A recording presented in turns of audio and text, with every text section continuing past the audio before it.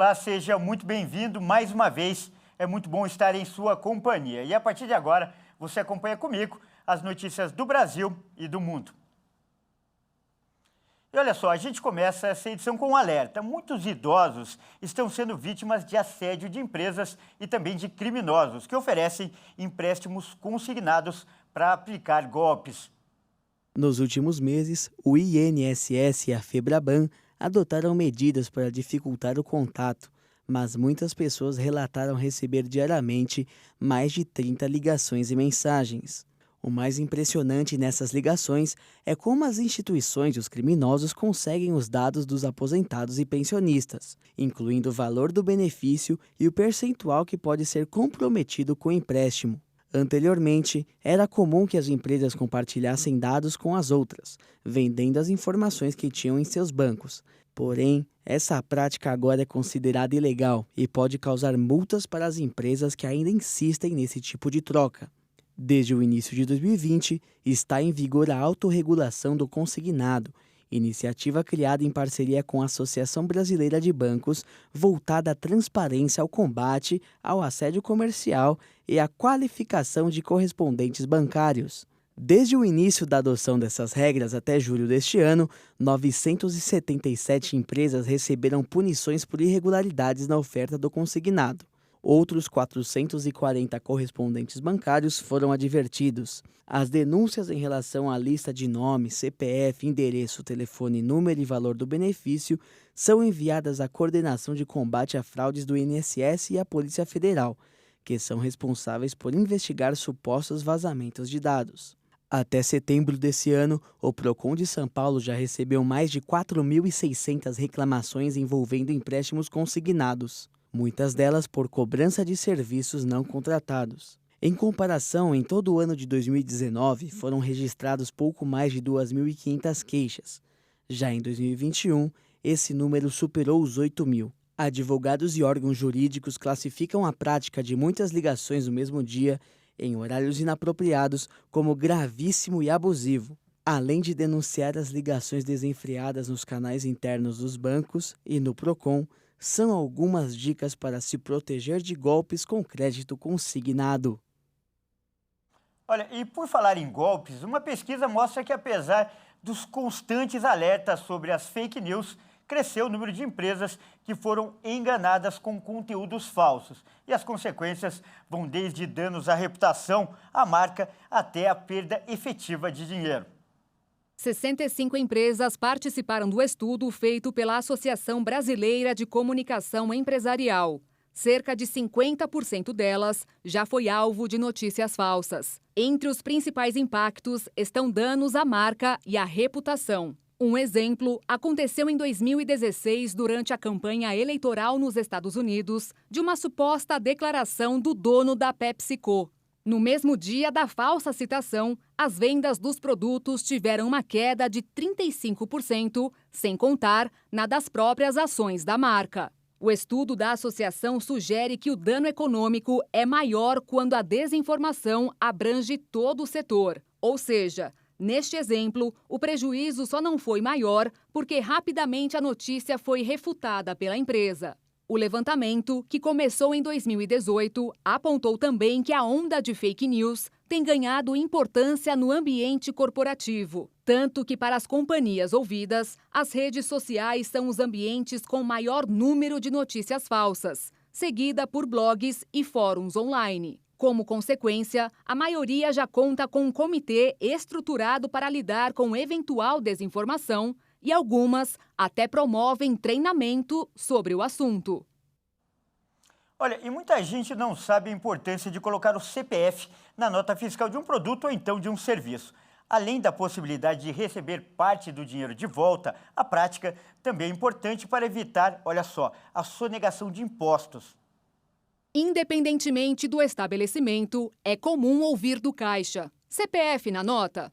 Uma medida que foi elaborada pelos governos estaduais com o objetivo de controlar os impostos sobre o ICMS, mas que só acontece se o dado for colocado. Isso porque o lojista é obrigado a pagar o imposto por gerar a nota. Na prática, você ajuda o Estado a evitar a sonegação de impostos e dificulta a circulação de notas falsas por locais mal intencionados que podem não emitir o documento e, consequentemente, não pagar o imposto devido. Além disso, colocar o seu CPF na nota tem suas vantagens, mas elas mudam de estado para estado. Por exemplo, alguns trabalham com programas de pontos, que podem ser acumulados e posteriormente resgatados e utilizados para recarga de celular, ingressos de shows e, em alguns casos, até mesmo saque em dinheiro. Também tem sorteios que podem ultrapassar R$1 milhão, descontos de IPVA ou no IPTU, e também a possibilidade de usar o saldo acumulado para ajudar diversas ONGs e instituições sociais. Interessante, não é? Agora que você sabe da importância e das vantagens de pedir CPF na nota, é só verificar quais delas são oferecidas pelo seu estado e não deixar de pedir. E os shopping centers do país perderam 20% do público. Desde o início da pandemia até agora, mais de 100 milhões de pessoas deixaram de ir às lojas como faziam antes. A Associação Brasileira dos Shopping Centers tem duas explicações para a nova realidade. A primeira é que muitos desses estabelecimentos ficam perto de escritórios, que é de onde saíam muitos consumidores, principalmente na hora do almoço. Mas com a pandemia, várias dessas pessoas passaram a trabalhar alguns dias em casa, o que diminuiu a frequência. Tanto que antes da pandemia, uma pesquisa mostrou que a média da frequência aos shoppings era de 6 vezes ao mês. Hoje, são apenas 4 visitas. A segunda explicação é o comércio eletrônico. Além dos impostos, o dono de uma loja paga funcionários, água, luz e telefone. Não dá para baixar muito os preços. E o comprador que encontra produtos na internet faz comparações sem sair do sofá. Não precisa pagar pelo deslocamento ou para estacionar o veículo. E para as tradicionais paradinhas para fazer um lanche, nem que seja apenas um café. Para recuperar esse público, os diretores da Abrace recomendam que os shoppings mudem o cardápio dos locais, com mais congressos e exposições, e renovem a lista de filmes nos cinemas. Isso apesar de o faturamento não estar decepcionando. Pelo contrário, este ano, descontada a inflação, a fatura já passou dos R$200 bilhões, 18% a mais do que em 2019, quando começou a pandemia.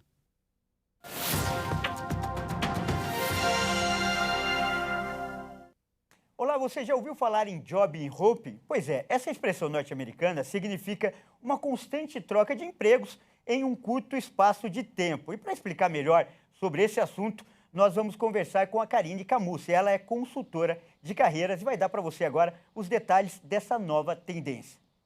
Karine, primeiro quero agradecer a sua participação. Muito obrigado. Obrigada, Kleber. Bom, o que é o novo conceito, o job hopping?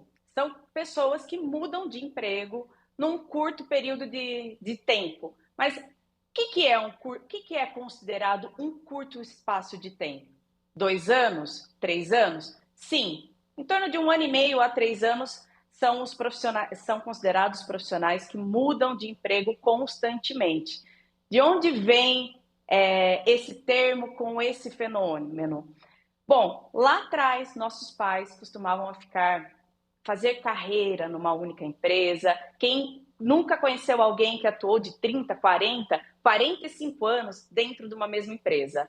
E hoje em dia é muito raro a gente encontrar alguém que fique todo esse tempo dentro de uma mesma empresa. Então é muito comum a gente encontrar pessoas profissionais hoje que ficam ali numa média de 2 a 3 anos atuando numa mesma empresa e já logo saem em busca de novos desafios. Agora, Karine, essa nova tendência, esse comportamento, ele traz mais vantagens ou desvantagens? Ele é mais favorável ou desfavorável tanto para a empresa quanto para o funcionário? Bom, olhando para o cenário do funcionário, uma vez que ele se sente que ele entregou um projeto e está pronto para novos desafios, ele sai em busca de novos conhecimentos. E isso pode acontecer dentro da empresa, mudando de área, assumindo novos projetos ou outros departamentos, sendo promovido de acordo com a entrega que ele fez, ou quando não há espaço dentro da empresa, ele vai para o mercado e procura essas novas oportunidades, com novos desafios lá fora. O que é considerado positivo, porque você está em constante desenvolvimento. Agora, se o profissional muda muito de emprego e sempre no mesmo cargo, no mesmo nível hierárquico, ele pode não ser visto com bons olhos. E do lado da empresa, um ponto que eles avaliam é a entrega. Esse profissional, ele partiu para novos desafios, mas ele concluiu aquela jornada? O que ele foi contratado para entregar? Ele finalizou aquele ciclo ou ele saiu pela metade e deixou as coisas em andamento? Então, esses são pontos que são considerados na hora que alguém está avaliando esse perfil do profissional que muda constantemente de trabalho.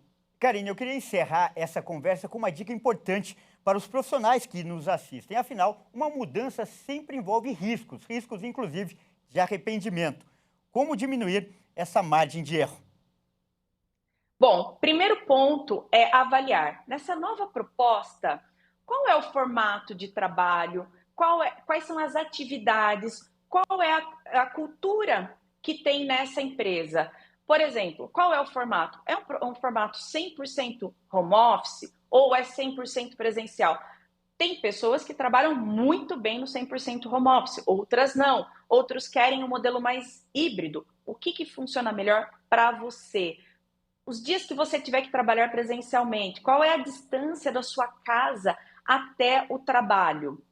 É um ponto. Então, assim, com base no que é importante para você, você tenha essa estratégia e essa avaliação na hora de aceitar uma proposta. Outro ponto, como que é a cultura dessa empresa? Como que as coisas acontecem no dia a dia?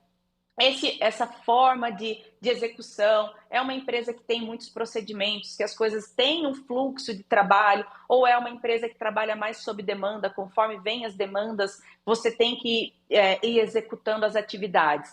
Como que você é uma pessoa que prefere, que trabalha bem, que consegue trabalhar num ambiente dinâmico, que absorve as demandas e está tudo certo? Outro ponto. Então, entender a cultura da empresa e o quanto você se encaixa com essa cultura, o quanto faz sentido para você. E o outro ponto é pesquise, tente encontrar pessoas que já atuaram ou atuam nessa empresa, no departamento, e converse com elas. Veja o quanto faz sentido, como foi a experiência dessas pessoas e o quanto isso faz sentido para você. Karine, eu quero agradecer muitíssimo a sua participação e principalmente essas valiosas dicas. Eu que agradeço por poder compartilhar o meu conhecimento e agregar com quem está nos assistindo. Tá, então nós acabamos de conversar com a Karine Camusi, que é consultora de carreiras. E você vai ver a seguir. Empresário do Rio de Janeiro cria um ônibus adaptado para atender moradores de rua. E os serviços vão desde um banho até cuidados médicos. Nós voltamos já.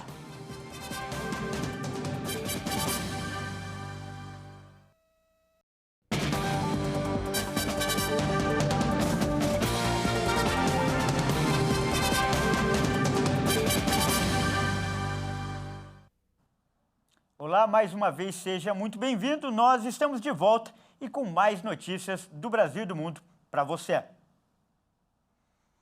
Olha só, no Brasil, enquanto 33 milhões de pessoas passam fome, 27 milhões de toneladas de alimentos são jogadas no lixo, todos os anos. E esse número coloca o país entre os 10 que mais desperdiçam comida no mundo, de acordo com o ranking da ONU. Mas já existem algumas iniciativas para mudar esse cenário. As perdas de alimentos não acontecem somente quando chegam nas residências e jogados no lixo, mas desde o processo da colheita, como também no transporte e no armazenamento, mesmo antes de chegar ao destino final. Isso significa que é preciso um trabalho conjunto de toda a cadeia de produção contra o desperdício. Em alguns casos, a falta de investimento é o principal fator. Por isso, as Food Tech, empresas que aproveitam tecnologias para transformar a indústria agroalimentar num setor mais moderno, sustentável e eficiente, têm pensado em soluções para cada etapa do processo, como, por exemplo, o desenvolvimento de uma técnica para preservar produtos em embalagens de plástico ou vidro sem refrigeração, que combina temperatura e pressão, reduzindo a ação das bactérias e outros micro-organismos, mas mantém as características originais do produto por tempo prolongado, sem conservantes. Outro exemplo é transformar e doar produtos que seriam descartados em refeições e até mesmo aqueles considerados imperfeitos esteticamente ou próximos à validade, colocados à venda por um valor bem menor. Mas não são só as Food Tech que têm encarado o desafio de reduzir o desperdício de alimentos. Essa batalha também chegou à indústria de linha branca. Existem fabricantes de eletrodomésticos que criaram geladeiras que preservam os alimentos por mais tempo, sendo possível armazenar carnes por até 7 dias, sem congelar, através de uma tecnologia chamada AutoSense, que controla a temperatura automaticamente com inteligência artificial. A geladeira reconhece as rotinas do consumidor, identificando os momentos de maior uso e de abertura de portas da geladeira, fazendo com que ela fique mais fria. Olha só que legal essa notícia. O Hospital Universitário La Paz, que fica em Madrid, na Espanha, realizou o primeiro transplante de intestino do mundo. A paciente foi uma bebê de 13 meses e ela sofria de insuficiência intestinal, que foi diagnosticada já no primeiro mês de vida. A criança já recebeu alta e está saudável. A menina passou por um transplante de intestino multivisceral a partir de uma doação pediátrica controlada de assistolia. A inovação médica é resultado de 3 anos de experiências e investigações científicas. A doação em assistolia consiste em doar órgãos e tecidos de uma pessoa atestada morta após a ausência de batimentos cardíacos e respiração espontânea. Segundo as autoridades de saúde espanholas, a técnica possibilita o uso de órgãos sólidos que de outra forma seriam perdidos. O intestino de uma pessoa morta nunca havia sido utilizado, por ser considerado inválido, dadas as características especiais do órgão. E olha só, imóveis de apenas 9 metros quadrados estão ficando cada vez mais populares no Japão. Existem até imobiliárias especializadas em administrar apenas esse tipo de moradia. A cidade de Tóquio é conhecida mundialmente por suas acomodações pequenas. E agora, a metrópole mais populosa do mundo inovou mais uma vez. Apartamentos conhecidos como quartos de 3 tatames, pelo número de tapetes japoneses que ocupam todo o espaço, ultrapassam os limites da vida normal. Nos últimos anos, diversas imobiliárias japonesas vêm investindo em apartamentos chamados de caixa de sapato, que já contam com mais de 2.000 moradores. Embora as unidades tenham a metade do tamanho de um estúdio médio em Tóquio, elas têm o pé direito de 3,60 metros e um espaço para dormir. Eles são elegantes, com pisos e paredes brancas e com alguns arranjos eficientes que é possível espremer ali dentro uma máquina de lavar, uma geladeira, um sofá ou uma mesa de trabalho. Em relação ao preço, ele é bem elevado para algo apertado. Os mais baratos podem ser encontrados por um aluguel de R$2.000 a R$3.000 por mês. Na maioria das vezes, eles estão situados perto de locais badalados no centro de Tóquio, com boutiques de luxo, cafés e restaurantes. Mais de 2/3 dos moradores dos prédios são pessoas na faixa dos 20 anos de idade, que no Japão ganham em média de R$90 a R$100.000 por ano. Para alguns, o espaço pode ser minúsculo, mas eles oferecem uma porta de entrada para a independência que muitos tanto esperam. E agora a gente mostra uma história de superação e amor pelo automobilismo. Um piloto que possui deficiência visual não abandonou sua paixão pelas pistas e segue ultrapassando limites. O piloto peruano José Luis Cante deixa para trás nas pistas de corrida todos os obstáculos que tentam frear sua paixão pelo automobilismo. Ao lado de um instrutor, o peruano, que é cego e parcialmente surdo, abafa as dificuldades físicas com o barulho do motor. Ele alcança impressionantes 180 km por hora em sua apresentação no autódromo de Yaguacocha, no Equador. Em 1998, Kant foi diagnosticado com síndrome de Usher, uma doença congênita que leva à perda progressiva da visão e da audição. O problema de saúde tirou o piloto das competições profissionais em 2001, mas o peruano não se rendeu. Pátio, como é conhecido pelos amigos, se prepara para dar um espetáculo que serve como prévia dos 1.001 quilômetros do Equador, a prova mais importante do automobilismo local. Com um semblante sério, ele entra no carro, segura o volante e espera as instruções de Piero Polar. O guia e copiloto de 38 anos é responsável por passar as instruções para que Kant percorra os 3,7 quilômetros da pista. Comecei a conversar com Piero e disse a ele: Piero, gostaria de entrar no seu carro. E Piero me disse: ok, vou colocar um assento e te dar uma carona. Eu falei: eu não quero uma carona, eu quero dirigir. Ele virou para mim e disse: quando você quiser. E fechou comigo. Na primeira vez que realizaram esse tipo de exibição no circuito peruano de La Chutana em 2020, o rugido do motor atrapalhou a comunicação.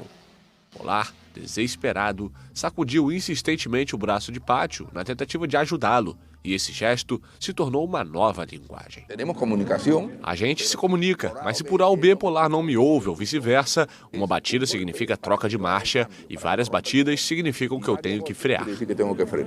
Antes de cada apresentação, a dupla procura percorrer a pista para que Pátio memorize o traçado e saiba quando virar à esquerda ou à direita. Polar também guia o volante quando necessário. A conquista encorajou a dupla a deixar o país com o Toyota Trueno 1986 e fazer sua estreia internacional no Equador. No final, os dois ficaram em 14º lugar na categoria TC 1600 na competição realizada no autódromo de Yaguacocha. A prova foi organizada pela Federação Equatoriana de Automobilismo e Kartismo. E por falar em bons exemplos, um empresário carioca criou um ônibus adaptado para ajudar pessoas que vivem nas ruas. E o nome do projeto é Banho e Cidadania. Vamos ver por quê. O veículo foi adaptado com banheiros, 4 chuveiros, macas para atendimento médico e consultórios. O empresário e presidente da Organização de Reintegração e Socialização, Ricardo Tavares, comprou o ônibus pensando em oferecer um pouco de dignidade às pessoas em situação de rua. O tempo de banho para eles é livre.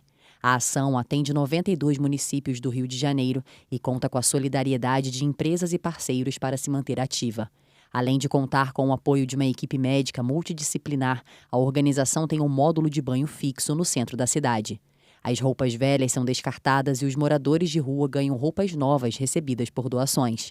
Além do Banho e Cidadania, a organização conta com mais 2 projetos, o De Volta para a Sua Terra Natal, que possibilita uma nova chance de vida da pessoa em situação de rua e para o seu familiar na cidade de origem, e o Odontomóvel, que presta atendimento odontológico primário à população carente. Bom, e essa edição fica por aqui. Eu agradeço demais pela sua companhia e convido a continuar ligado em nossa programação. Até mais!